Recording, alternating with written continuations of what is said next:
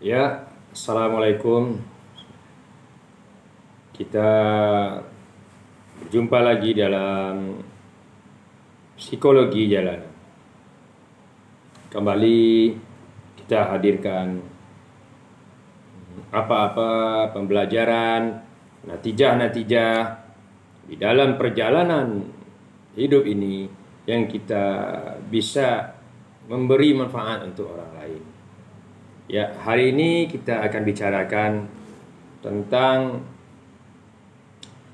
psikologi berkaitan ada satu unsur yang sangat erat dengan kehidupan kita manusia, yaitu psikologi yang kita katakan psikologi alam lain, yaitu alam jin, yang kita akan kaitkan nanti dengan psikologi yang terjadi dalam kejiwaan manusia yang tidak bisa dilepaskan, yang mendarah daging di masyarakat, yang berkaitan dengan isu-isu santet, pelet, guna-guna, ada orang menyebutnya dengan daerah lain si jundai, ada yang menyebut dengan nasi kangkang, ada yang bahkan ada yang penglaris, ya.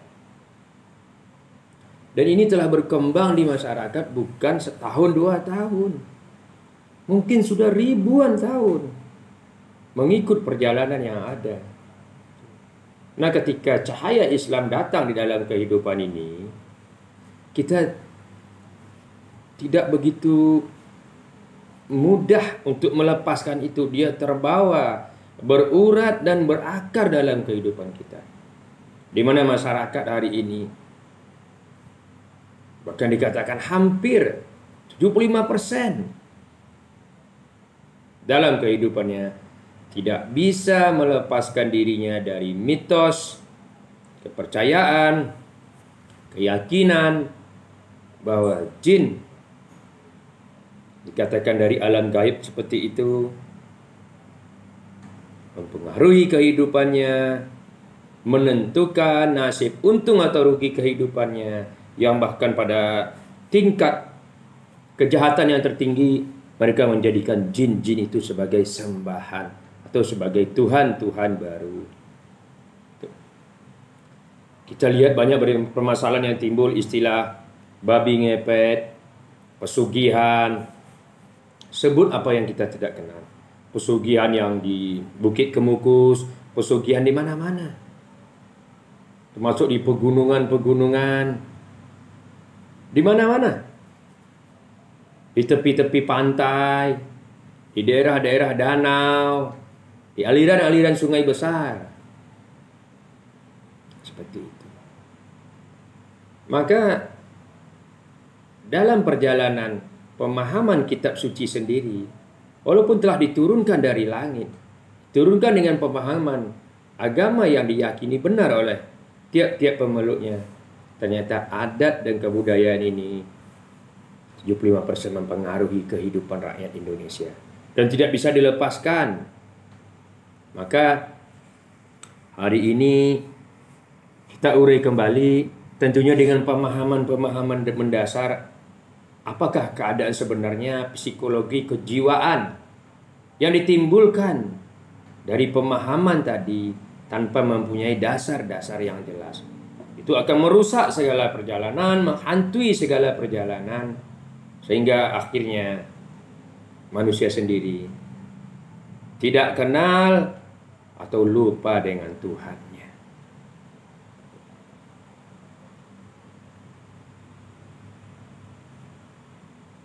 Hari ini coba dilihat, ingin mendapatkan jabatan, manusia akan pergi kepada dukun, kepada paranormal, kepada manusia-manusia yang mempunyai katanya ilmu indigo, yang diyakini bisa membaca masa depan, menilik garis nasib, warung-warung. Kalau kita, Anda atau saya yang pernah hidup tahun 93 memasuki Jakarta, kalau Anda melihat di sepanjang Kebayoran, Majestic, Pasar Minggu, Cipulir, Cakung, Semper, Jakarta Barat, Jakarta Pusat.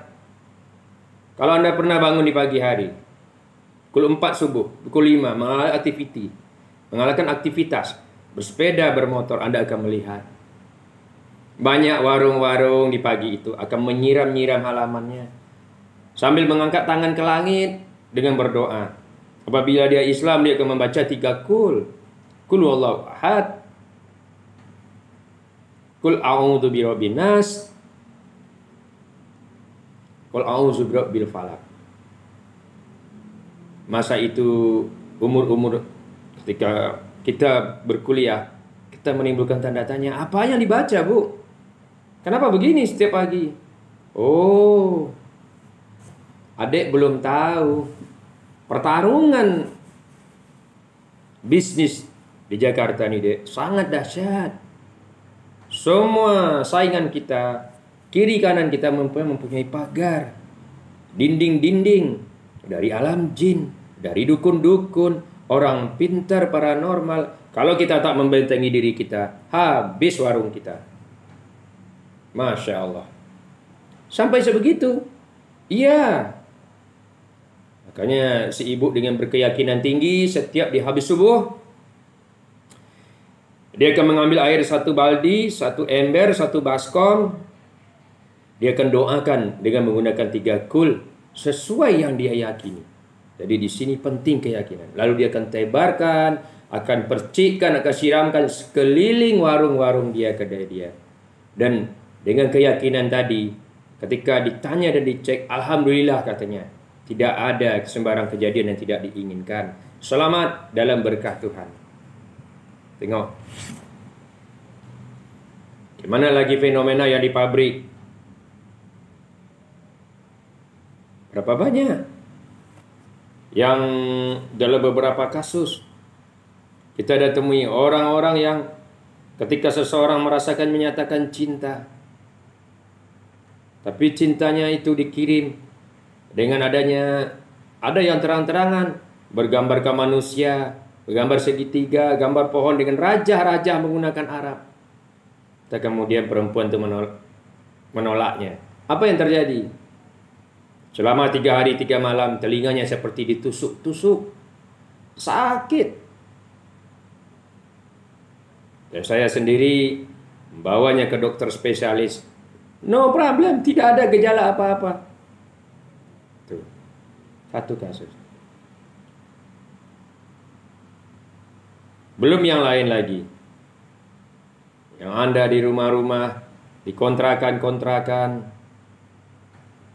yang tidak bisa tidur terlena, ribut siang dan malam, berlari-lari makhluk di atas atap, hanya di waktu malam, menghilangkan ketenangan jiwa, keresahan. Ternyata di kemudian hari baru diketahui karena ada kasus perselingkuhan, kiriman dari selingkuhannya. Belum beberapa kasus lagi. Orang-orang yang kesehariannya kehilangan arah. Kenapa? Karena belajar ilmu kebatinan. Ada yang pergi ke Jawa Barat, Jawa Timur, Jawa Tengah, dan kemana. Ada yang diyakini dengan diletakkannya biji besi, jarum emas, dengan pisang emas, letak di tangan kirinya, digenggam, hilang, masuk ke badan. Tapi tidak terkendali, guys.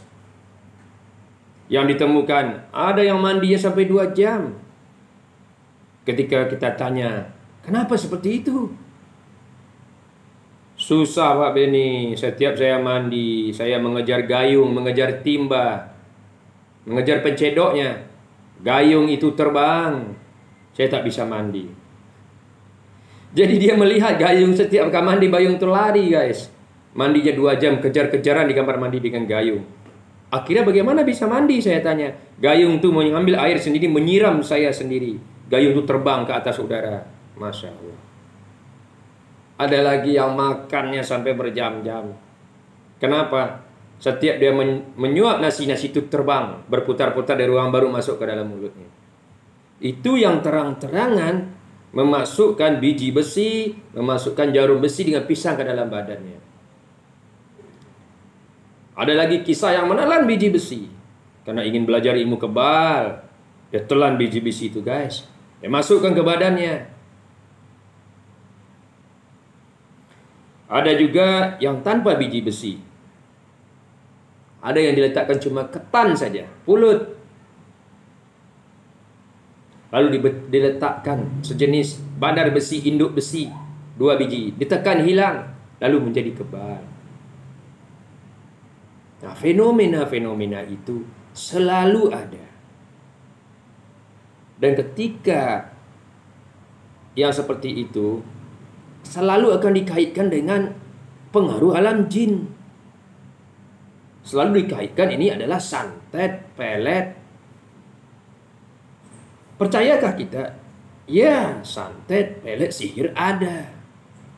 Cuma yang jadi permasalahannya ketika kepercayaan, asumsi, keyakinan mengatakan bahwa alam jin lebih kuat, bahwa santet, pelet yang menyebabkan kematian, yang menyebabkan kerusakan, maka Anda telah kehilangan psikologi Tuhan. Anda telah kehilangan psikologi yang dibentuk dari kitab suci, psikologi yang dibentuk dari ibadah ritual yang dimulai kita bangun sampai kita tidur, dimulai dari berwudu sampai kita mengucap salam, maka sia-sia belaka. La makna, tidak ada makna, guys. Maka sekali lagi, perlunya dengan pemahaman, memahami yang tersirat, bukan hanya yang tertulis, makna-makna mendalam dari apa saja ibadah ritual, peribadatan, menyembah zat Allah, itu mengandungi psikologis, filsafat, filosofis, makna-makna. Kalau dalam bahasa sekarang mengandungi makna tasawuf, mendalam, makna hakiki yang akan mengurat dan mengakar, yang menjadikan imunisasi tubuh dari segala kejahatan di dunia ini.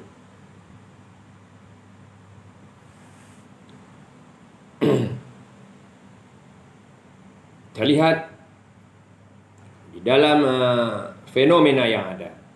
Kita coba membandingkan sejauh mana psikologi, pemahaman syaitan atau iblis yang ada hari ini.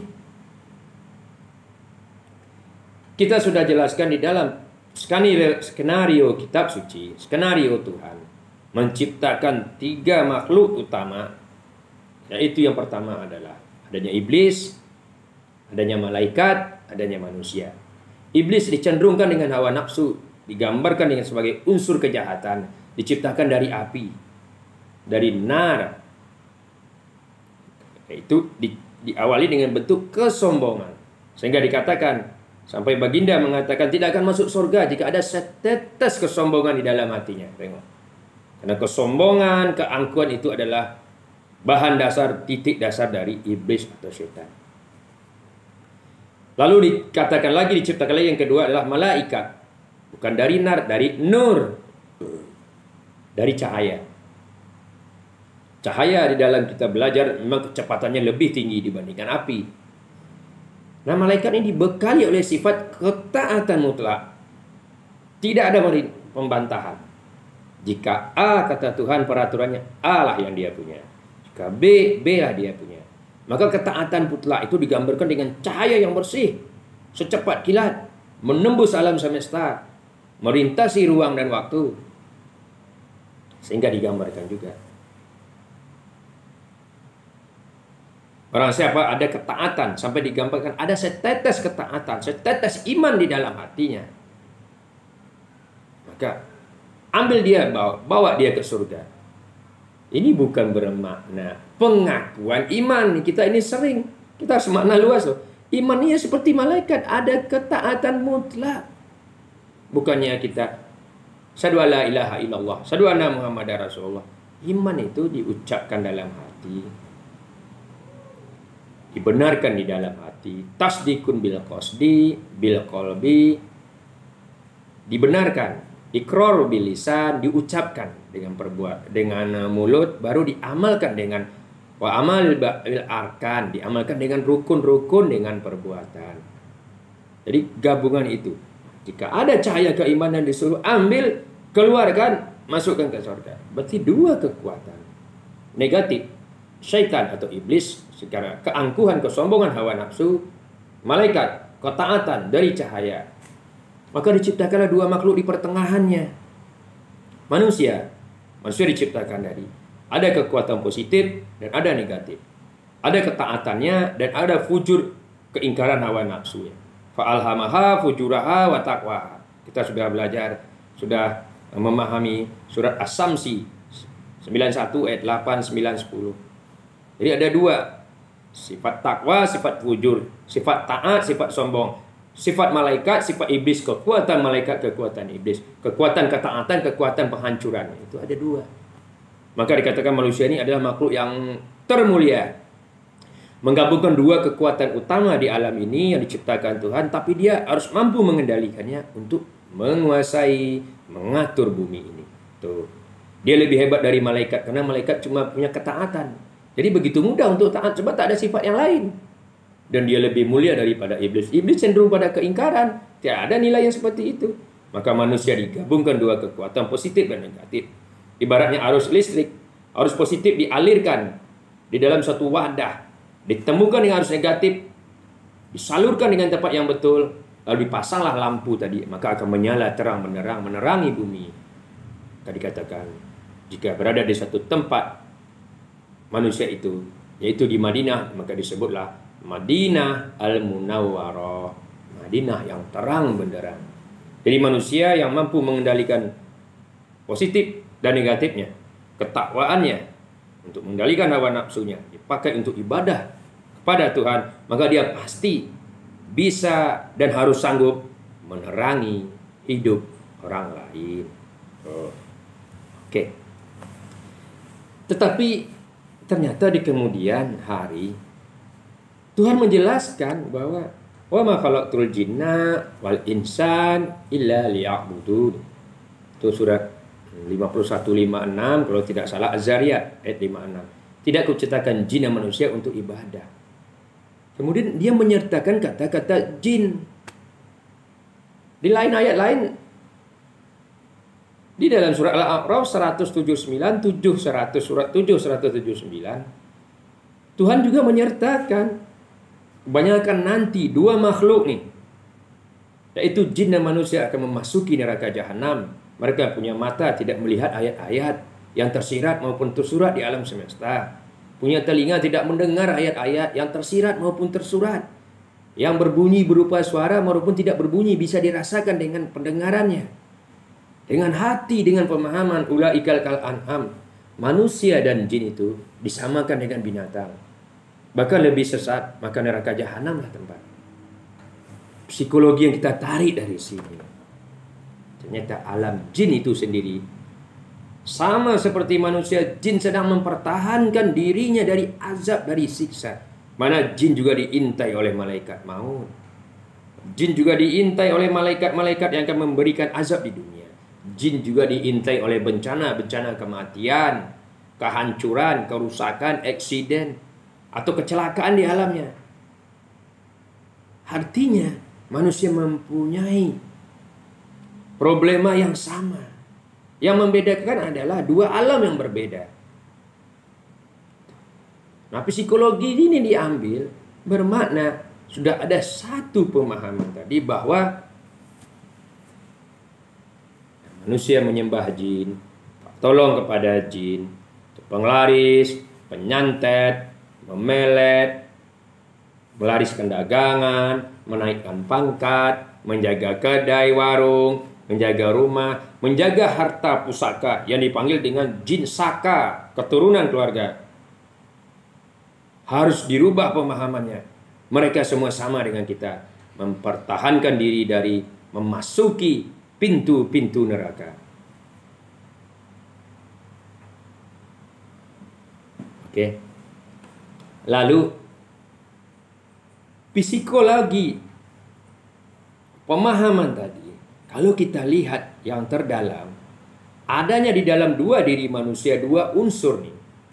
Unsur kekuatan malaikat, unsur kekuatan iblis, unsur ketakwaan atau ketaatan, dan unsur keingkaran atau fujur. itu dikendalikan dengan menggunakan mata, telinga, dan hati. Yang kita sudah belajar. Nah, ketika pengendaliannya itu akan ada dalam peperangan itu menang atau kalah. Ketika hari ini kita berhasil mengendalikan, kita menang, kita mampu, ketakwaan yang ada dengan panduan dari kitab suci, yaitu Al-Quran. Bagi saya beragama Islam, itu harus meyakininya. Lalu kita bisa memenangkan pertarungan tadi, bisa mengawalnya, mengendalikan hawa nafsu, sehingga tenaga yang besar dari hawa nafsu, tenaga kekuatan iblis yang ada tadi, hawa nafsu, kita gunakan untuk mentegakkan kebenaran. Maka menanglah. Maka ketika pemenangnya adalah kekuatan positif, adalah ketakwaan, maka saat itulah disebut manusia telah berubah sifatnya, karakternya seperti malaikat, ketaatan. Tuh, kalau orang-orang di tasawuf sering mengatakan malaikat merasuki jiwanya, merasuki badannya. Digambarkan seperti itu. Padahal itu adalah kita memenangkan diri kita, sehingga menjadikan diri kita diliputi oleh suatu ketaatan. Yang di dalam surat berapa digambarkan ketika meneguhkan pendirian. Dalam surat 41 ayat 30. Fusilat kalau tak salah, surat Fusilat ayat 30. Alladzina qalu rabbuna Allah, orang yang berkata Tuhan kami adalah Allah. Orang-orang yang berkata hukumku hukum Allah, saya harus jauhkah, harus lapor diri, membersihkan diri, menjauhkan dari perzinahan, perjudian, perampokan, perselingkuhan. Rabbuna Allah, rububiyah, tarbiyah, murabbi, peraturan, pendidikan. Hanyalah fastaqamu, saya akan bulat pendirian, tidak akan berubah. Wa anzalal malaikah, Allah akan turunkan malaikat kepadamu yang berkata, janganlah engkau sedih, janganlah engkau takut, bergembira dengan surga. Itu maknanya mendalam, guys. Ketika memenangkan jiwa kita dalam pertempuran batin tadi, maka Allah akan mengirimkan kekuatan malaikat, maksudnya diri kita dipenuhi dengan ketaatan. Maka muncullah menjadi malaikat secara makna, kekuatan ketaatan. Makanya kita bisa ibadah dengan khusyuk. Jadi khusyuk itu dari pertempuran, bukan dibuat-buat, bukannya kita sholat Allahu Akbar, inni wajjahtu. Kadang-kadang berbisik-bisik sholatnya Allah Akbar. Bukan dibuat-buat, guys. Kekhusyukan itu hasil dari pertempuran, hasil dari perjuangan, hasil dari berinfak, bersedekah, nolong anak yatim, hasil dari kebaikan. Yang ketika nampak, ketika kita sholat, dia akan ternampak. Tidak bisa Anda buat khusyuk pun kalau Anda tidak berbuat kebaikan, tidak ada pertempuran batin, akan ketahuan itu hanyalah klise, hiasan luar saja, pakaian tubuh, akan ketahuan belangnya nanti. Tuh, kita lari kemana-mana, itu kekuatan malaikat.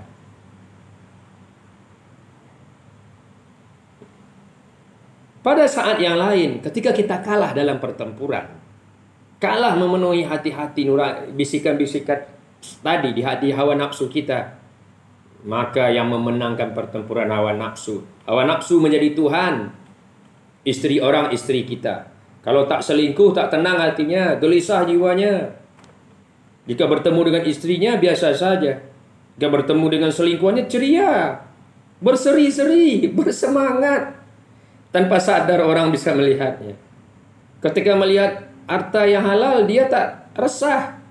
Ketika dia bisa korupsi, bisa menipu orang, dia gembira, bersinar-sinar matanya. Ketika berjudi, ketika mabuk, terlalu banyak.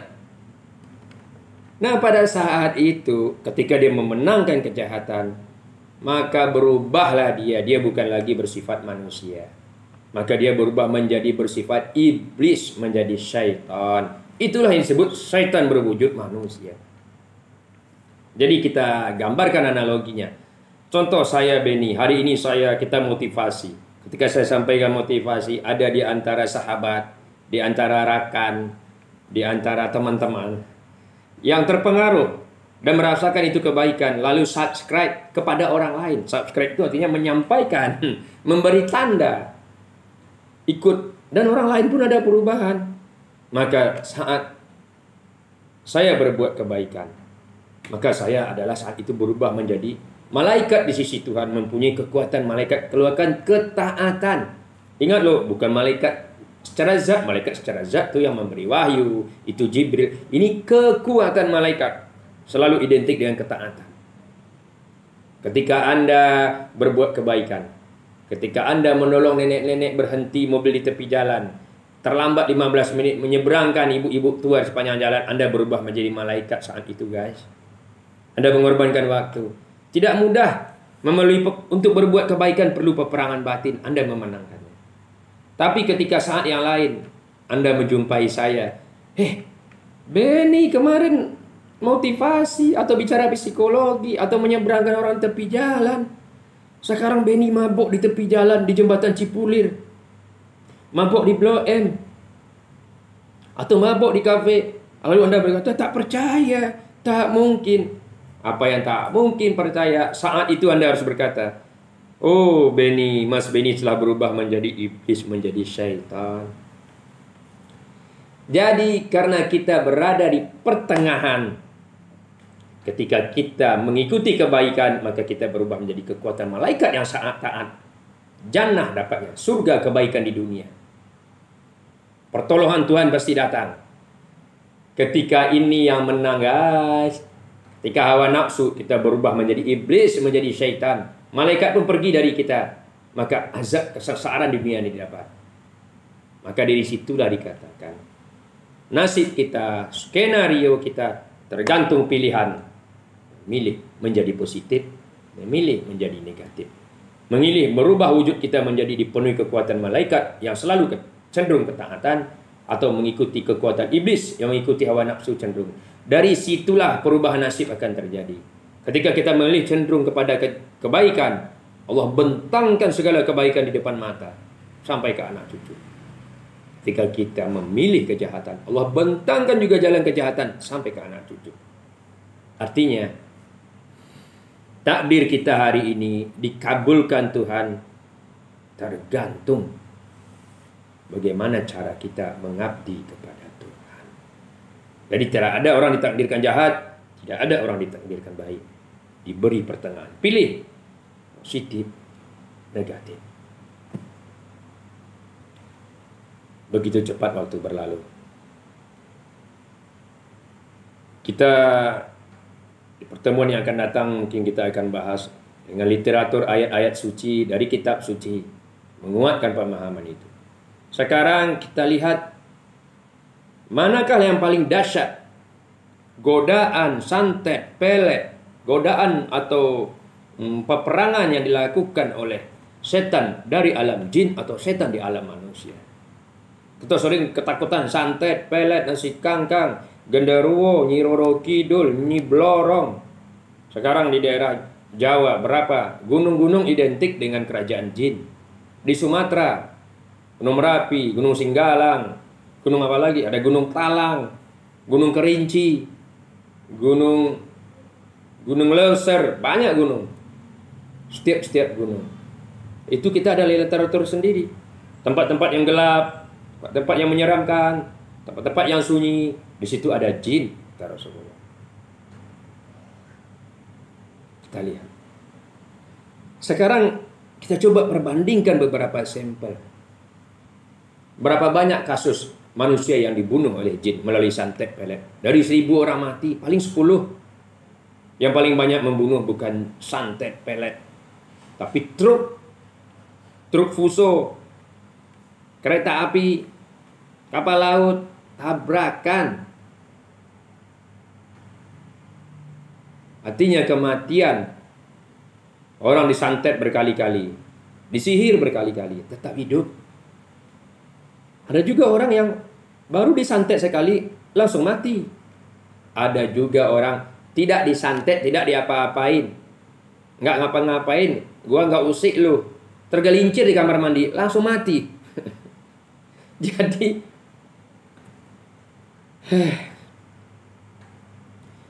Jadi pemahaman pertama, tidak ada santet pelet boleh membunuh manusia. Yang membunuh manusia di mana saja adalah Tuhan. Cuman caranya, ketika kebetulan disantet, Allah cabut nyawanya di situ, maka matilah dikatakan karena disantet. Padahal bukan santetnya. Buktinya ada yang berpuluh kali disantet tetap hidup, malah selamat. Ketika ditabrak, ada orang ditabrak tetap hidup. Jadi bukan tabrak yang mematikan, tapi ketetapan Tuhan. Mungkin matinya ketika ditabrak, situlah nyawanya dicabut, maka dia mati. Selalu ingat, apapun yang menimpa, yang mematikan adalah Tuhan. Jadi tidak ada. Nah sekarang, perbedaan jin mempengaruhi menyantet manusia dengan di syaitan dari bentuk golongan jin dengan syaitan dari golongan manusia. Kita lihat. Berzina.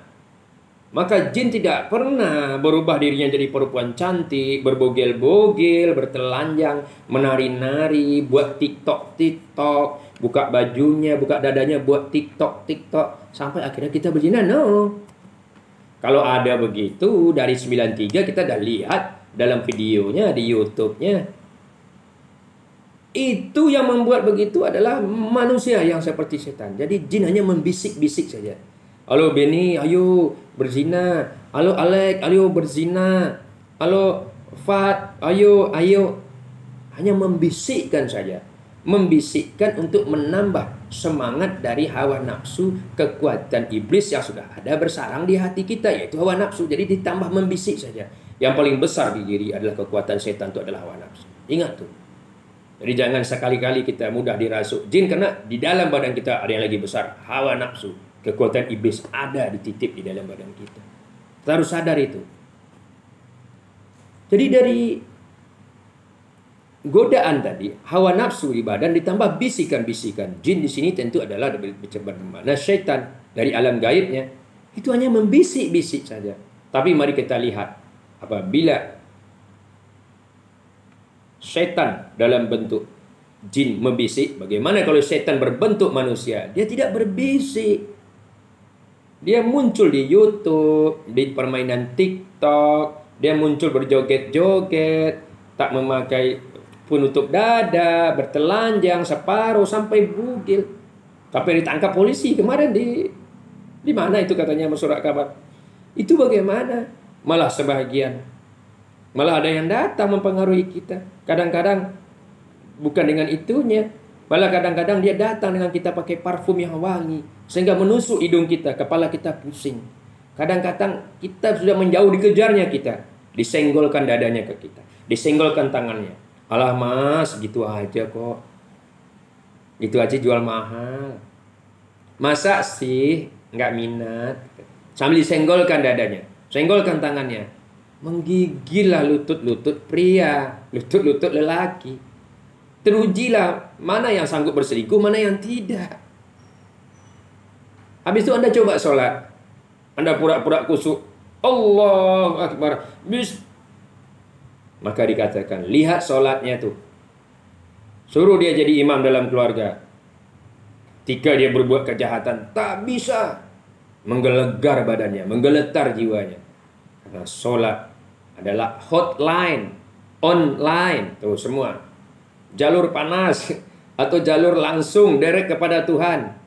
Ketika Anda berhadapan dengan Tuhan secara zat, Allah akan tampak kita, Allah akan gertak jiwa kita. Maka kelu lidah ketika menjadi imam, kelu lidah ketika sholat, tertunduk kepada Tuhan, sebab malaikat mengelilingi sholat. Jadi kalau Anda ingin mengetes suami-suami kita, istri-istri kita, bawa dia sholat. Nggak usah ke masjid, di rumah sendiri. Tengok, keluar tak suaranya, indah tak, bercahaya tak wajahnya. Kenapa? Sholat adalah berhadapan, bertemu langsung dengan zat pencipta jiwa. Tidak boleh dibohongi, tidak boleh ditipu. Makanya orang yang tidak bisa khusyuk, tanya, hartanya disedekahkan tak? Waktunya diberikan ke orang lain tak? Ikut membahagiakan orang lain tak? Memberi manfaat orang lain tak? Kalau tidak, hanya untuk ritual diri belaka, Anda tidak akan bisa khusyuk. Percayalah. Karena hak-hak orang lain tidak ditunaikan di sisi Tuhan. Dikukusukan adalah hasil dari praktek, bukan dibuat-buat pada saat ibadah ritual. Oke. Jadi kalau tadi digambarkan setan dari golongan jin ketika dalam kasus pencabulan, perzinaan, perkosaan, hanya menggoda, membisik. Kalau setan dari manusia bisa menggesekkan dadanya, membuka pakaiannya.